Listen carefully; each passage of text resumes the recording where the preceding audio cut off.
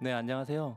네, 저는 오늘 성공적인 스마트 팩토리 프로세스 혁신 가이드를 발표하게 된 영림원 소프트랩의 김재호라고 합니다.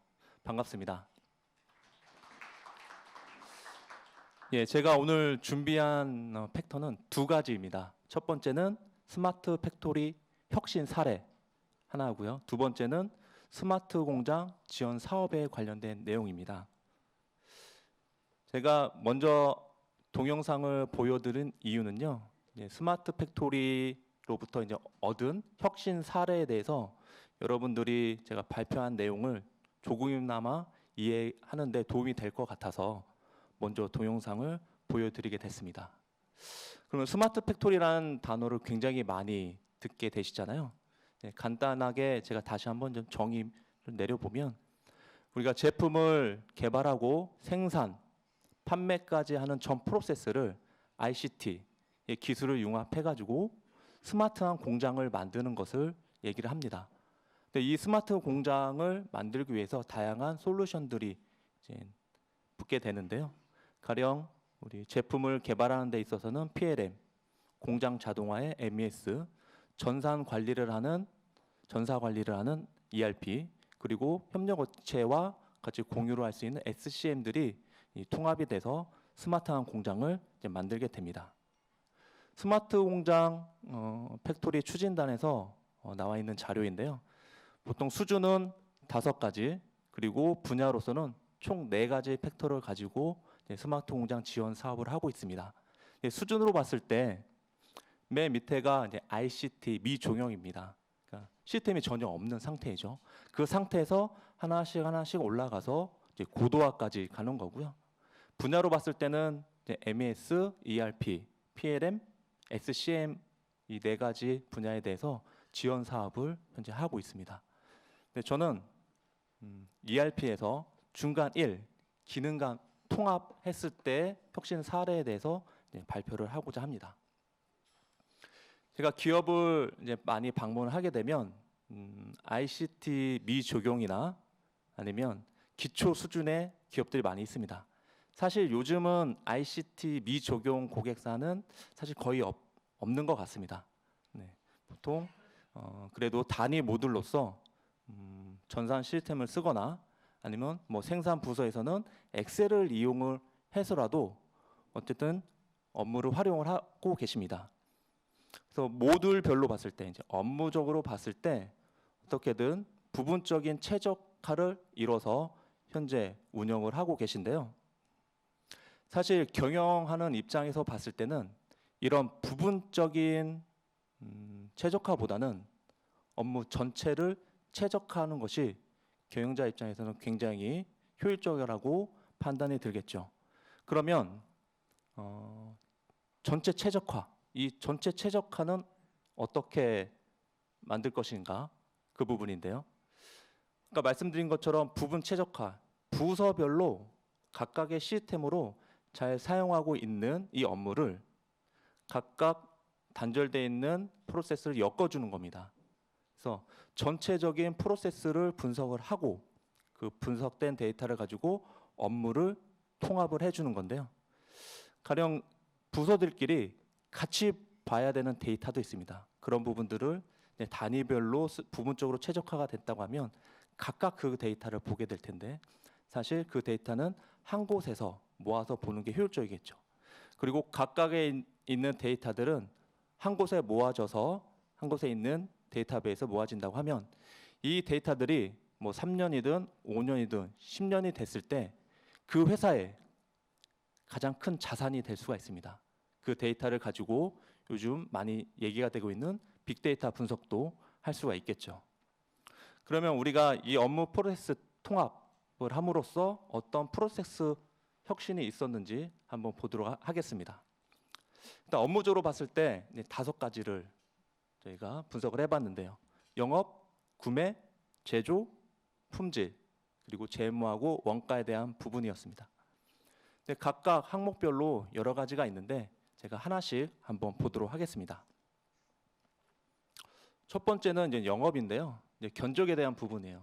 우리 기업들 가시면 이제 영업 대표들이 견적을 다 제안을 하는데 이 영업 대표들마다 각각의 템플릿이 있습니다. 엑셀로 만들어진 템플릿이 있는데 그 템플릿을 가지고 이제 제안을 하죠.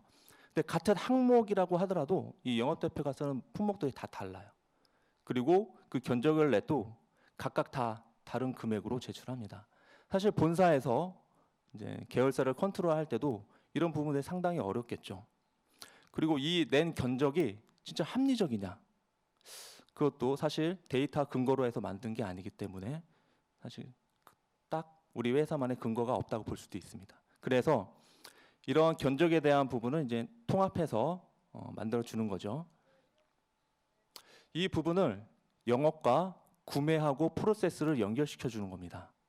그러면 우리가 판매를 하기 위해서는 구매를 해 오겠죠. 그때 구매를 해 올 때 구매했던 3년치의 평균 단가를 조회를 합니다. 그리고 견적을 만들 때 내가 구매 단가가 이 정도 됐으니까 견적에는 이 정도 내야 되겠다는 그 데이터적인 근거를 보고 판단하는 거죠. 견적에 대한 이제 합리성을 만들 수가 있는 거고요. 그리고 품명, 아까 영업 대표들마다 다 품번을 조금씩 다르게 쓰는데 그런 부분을 표준화할 수 있는 그런 장점도 있습니다. 그래서 견적에 대한 데이터도 쌓이게 되고 구매에 대한 데이터도 쌓이게 되니까 두 개를 비교해서 좀 더 합리적인 견적가를 만들 수 있는 그런 부분들을 제공을 했었고요. 두 번째, 수주 정보하고 생산 프로세스를 연결시켜 주는 겁니다. 영업 대표가 수주를 해서 납품을 해야 되는데 상품이면 구매를 할 거고요. 제품이면 생산을 하겠죠.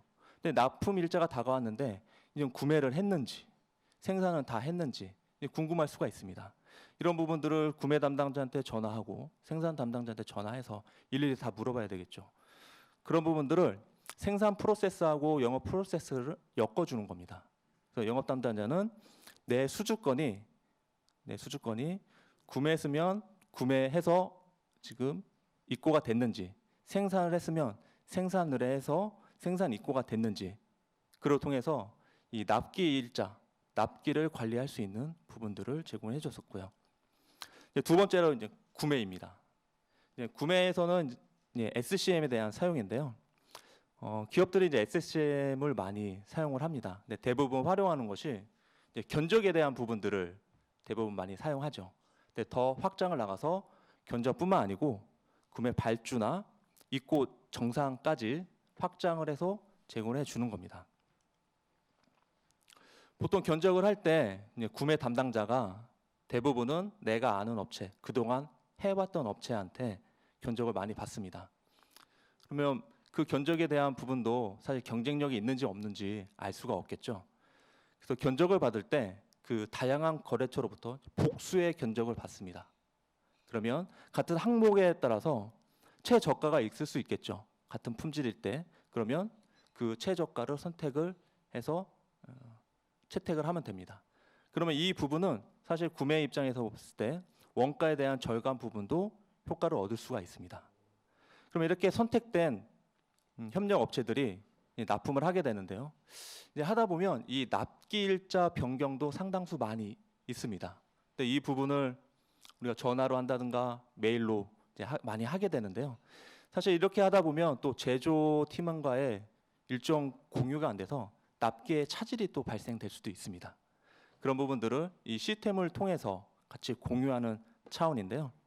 일단 협력업체가 납기를 이제 바꾸고 싶을 때는 일단 구매팀이나 제조팀에 먼저 정보를 주고요. 일단 타당한 사유가 있다면 그 부분을 이제 오케이 해주고 사유를 입력하고 변경된 날짜로 이제 바꿔서 이제 구매팀과 제조팀이 같이 공유해서 납품에 차질이 없게 시스템을 사용할 수가 있고요. 이렇게 납기가 되면 이제 협력업 업체에서는 이제 납품을 하겠죠. 구매 담당자가 거래 명세표를 보고 그 거래 명세표에 일일이 다 시스템에 입력합니다. 납품번이나 아니면 숫자를. 그렇게 되면 사실 이제 사람이 하다 보니까 휴먼 에러가 있을 수도 있잖아요. 그런 부분들을 이제 바코드를 이용해서 최소한의 입력, 휴먼 에러를 없앨 수 있는 방법을 이제 제공했습니다. 그래서 협력업체가 SCM 시스템에 들어가서 거래 명세표를 이제 출력을 할 때 납품에 대한 아이템 그리고 수량에 대해서 이 바코드에 다 정보를 넣어서 출력을 하게 됩니다. 그러면 구매팀에서는 그 거래 명세표를 받고 바코드를 PDA에 리딩을 하게 되면 아이템, 납품에 대한 품번이나 아니면 수량들이 자동으로 들어오게 되겠죠. 그러면 실제 수량과 입력되어 있는 수량을 확인해서 저장을 하게 되면 창고에 입고되는 형태로 그러니까 최소한의 입력 그리고 휴먼 에러를 없앨 수 있도록 진행을 할 수가 있고요. 그리고 바코드로 이제 세 번째는 제조에 대한 부분입니다. 우리가 대부분 생산의 실적은 대부분 아직까지도 엑셀로 많이 활용을 하고 계시죠. 그래서 생산이 다 끝나면 이제 작업 반장님들이 이제 입력을 하는 형태가 많이 있습니다. 이런 부분들을 바코드를 이용해 가지고 바로 입력을 할 수 있는 부분입니다. 이거는 생산 현장인데요. 우리 이제 생산 작업자가 작업 지시서를 이제 받게 되면 투입되는 이제 자재들이 있겠죠. 그래서 작업 지시서를 스캔을 하고 투입되는 자재들을 스캔합니다. 자재들에 있는 바코드를 리딩하게 되고요. 그렇게 되면 데이터가 올라오겠죠. 그 부분을 저장하게 되면 바로 투입 처리가 되는 부분이고, 그 출고 지시서에도 이제 출고돼야 되는 품목들이 있는데 품목들을 확인해서 각각에 붙어 있는 자재들 스캔하게 되면 정확하게 자재가 출고되는지 확인도 할 수가 있습니다. 다음에 네 번째 품질입니다. 품질은 출하 검사 성적서를 많이 제출을 하죠. 근데 아직도 현장에 가보면 엑셀로 제출하는 케이스가 굉장히 많이 있습니다. 근데 최근 들어서는 이런 엑셀 데이터를 잘 받지는 않죠. 왜냐하면 현업 작성하는 사람이 데이터를 조작도 할 수 있기 때문에 신뢰에 대한 문제가 있습니다. 그래서 이런 품질에 대한 부분도 시스템을 통해서 제공을 해주고 있는데요. 우리가 검사를 해야 되는 항목들을 먼저 표준화하고 그 항목대로 우리가 검사를 진행을 합니다. 물론 검사를 하다 보면 불량이 발생되는 부분도 있겠죠. 그래서 불량에 대한 부분들은 기입을 하고요. 이런 불량이 데이터들이 축적이 되면 나중에 이제 불량에 대한 분석도 이제 하실 수가 있습니다. 검사에 대한 성적서는 국문이나 영문이나 중문으로 출력을 해서 제출을 한다든가 아니면 내부적으로 공유를 해서 데이터로 활용할 수 있겠죠. 다섯 번째는 재무에 대한 부분입니다. 결산인데요. 우리가 이제 단위 시스템을 쓰다 보니까 통합적인 시스템이 아니라서 이 결산 자체 원가도 엑셀로 하는 케이스가 고객사들이 굉장히 많이 있었습니다. 사실 이제 통합 프로세스를 사용을 한다고 하면 데이터의 흐름이 다 회계로 오기 때문에 사실 재무팀에서는 검증을 하는 부분이 가장 큰 일인데 실제로 이제 엑셀로 계산을 해야 되다 보니까 마감 일자가 늦거나 아니면 결산하는데 소요일이 많이 걸리겠죠. 이런 부분들을 이제 시스템을 통해서 이제 진행을 하게 되면 그 부분 쉽게 처리를 할 수 있게 됩니다. 특히 요즘에는 대부분 IFRS로 결산을 다 하게 되는데요. 이 재무 담당자가 이 재무제표의 양식 구조를 다양하게 설정을 할 수가 있습니다. 가령 우리 회사가 뭐 코스피 코스타 상장이다. 그러면 대외용으로 재무제표를 만들 수도 있고요. 아니면 내부용으로 우리 내부 뭐 C레벨에 보고할 재무제표다. 그러면 우리 C레벨에 맞게 보고할 수 있는 재무제표 양식으로 바꿔서 또 만들 수도 있습니다. 예전에는 우리가 시스템을 도입했을 때 제조 원가를 시스템에 구현한 것도 굉장히 어려운 일이었는데요. 최근 들어서는 제조 원가뿐만 아니고 판관비까지 배부해서 수익성 분석을 대부분 많이 하고 있습니다. 분석할 수 있는 건 다양한 형태가 있는데요. 뭐 거래처별, 품목별, 프로젝트별, 거래처별 이렇게 여러 다양한 형태로 볼 수가 있습니다.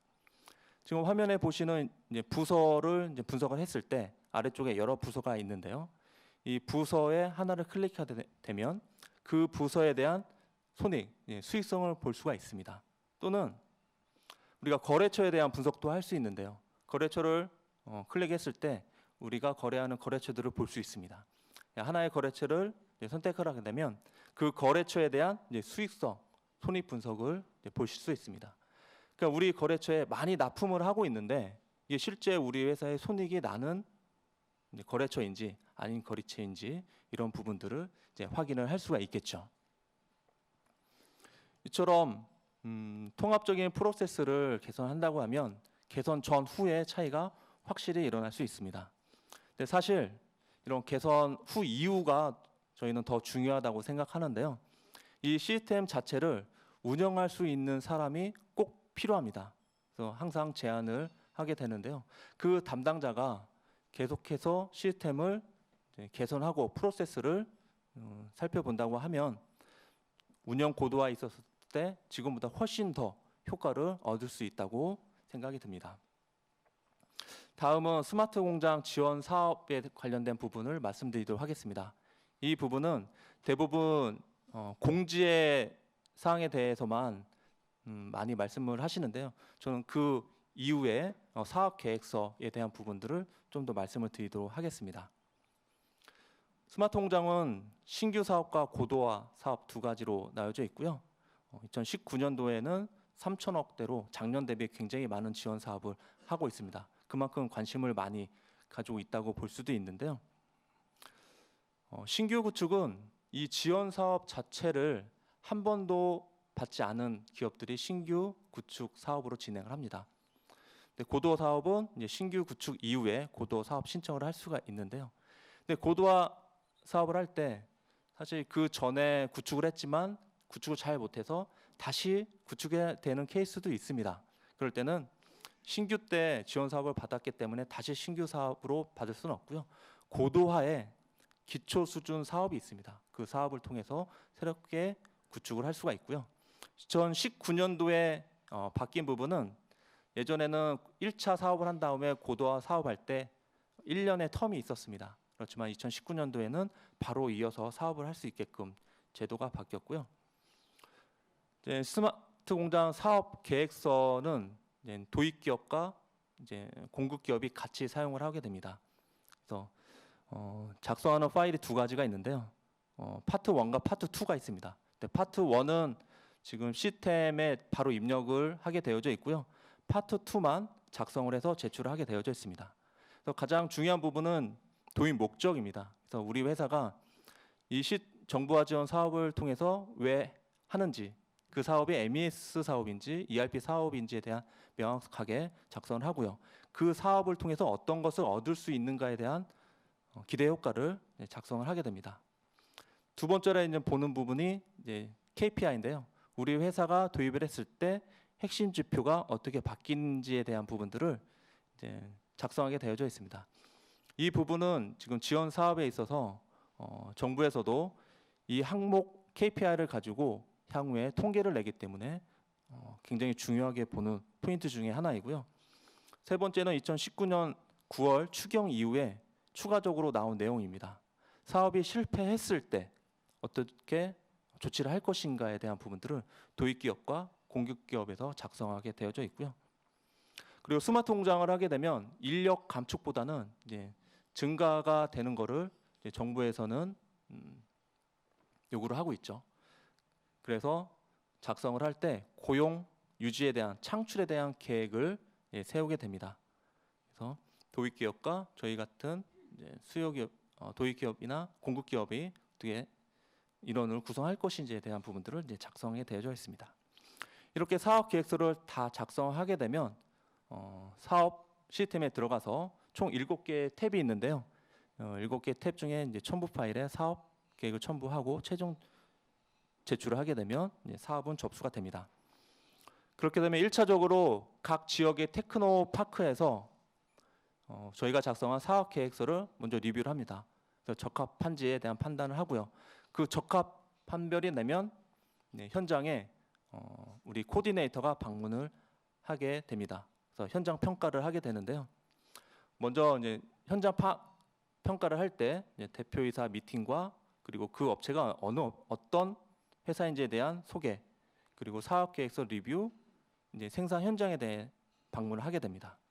그래서 오시는 분들은 스마트 공장의 평가위원 2분과 그리고 각 지역의 테크노파크 위원 1명, 그리고 도입기업 PM, 공급기업 PM이 모여서 함께 이제 평가를 하게 되고요. 그 스마트 공장 지원 사업 외적으로도 지방 단체에서 추가 지원금을 현재 제공을 해주고 있습니다. 이 추가 금액은 각 지자체별로 상이하기 때문에 우리가 신청하는 그 시점에 한번 그 지자체에 전화를 해서 실제 사업금이 남아 있는지 확인을 하고 지원금을 이제 받을 수가 있게 되겠습니다. 이렇게 해서 제가 준비한 스마트 팩토리를 통해서 얻을 수 있는 혁신 사례하고 스마트 공장의 지원 사업에 대해서 말씀을 드렸는데요. 저희 회사는 ERP를 한 지 한 26년이 됐습니다. 이제 2004년부터 스마트 공장 지원 사업을 했었고요. 현재 1,800개 그리고 전체 인원수는 270명으로 이제 운영을 하고 있습니다. 기업이 필요한 모듈 인사부터 원가까지 그리고 관리 회계까지 제공해주고 있고요. 이런 시스템을 통해서 데이터가 축적이 되면 BI를 통해서 다차원 분석을 하고요. 요즘에는 스마트폰으로도 많이 활용하고 계시죠. 이 ERP의 내용을 이제 모바일을 통해서 활용할 수 있는 부분을 제공해주고 있습니다. 특히 내부에 전산팀이 있으신 곳은 저희가 SAP의 아밥 툴처럼 저희도 K-스튜디오라는 툴을 제공해주고 있습니다. 또 직접적으로 전산팀에서 유지보수를 할 수 있게 되어져 있습니다. 저희가 이 시스템을 가지고 정부 지원 사업을 할 때 기본적으로 개발을 하지 않고 표준형으로 제공하는 케이스도 있고요. 기업에 따라서 우리 회사만의 좀 독특한 프로세스가 있을 수 있습니다. 그런 프로세스는 커스터마이징해서 저희가 패키지와 함께 납품을 하고 있고요. 그 기본적인 구축을 하게 되면 그 이후에 이제 고도화 사업을 하게 되는데요. 이 고도화 사업을 할 때는 가지고 있는 데이터를 가지고 분석할 수 있는 BI 툴로서 고도화 사업을 이제 진행을 하고 있습니다.